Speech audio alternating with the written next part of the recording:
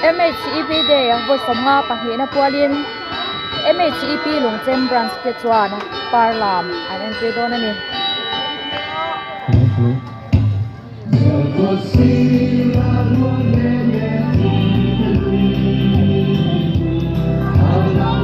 tuna lamek te hi MHIP branch Lungchem kan sai sol nok me don lom MHIP Lungchem branch te chuan an day voi somnga pahina pualina parlam an entry ani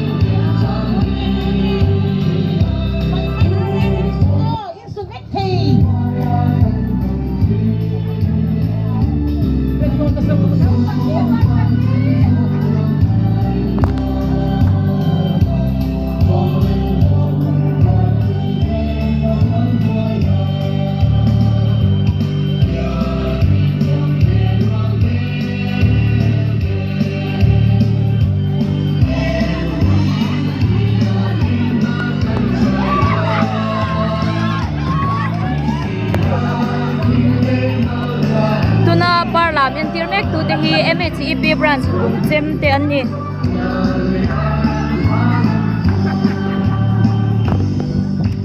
voin hi kwa a thalu tumlawa ma se hei an de ani angina an mo phurna an ti tur hretak main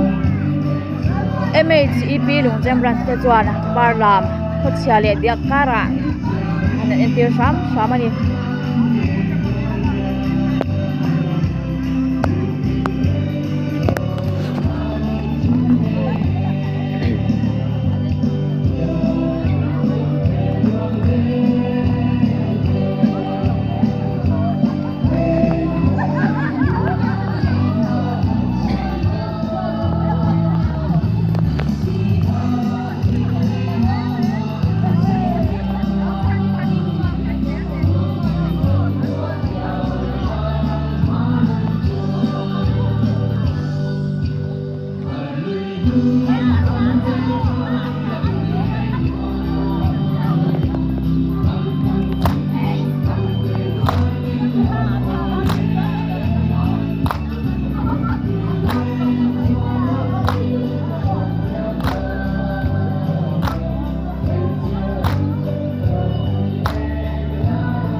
tuna parlam entirmek tu te hi MHIP branch Lungchem te an ni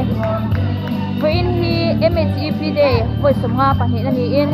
Lungchem branch MHIP te chuan an thei ang tu ka nuam le nim oma man tumina program an siama tuna hian parlam an entirmek ni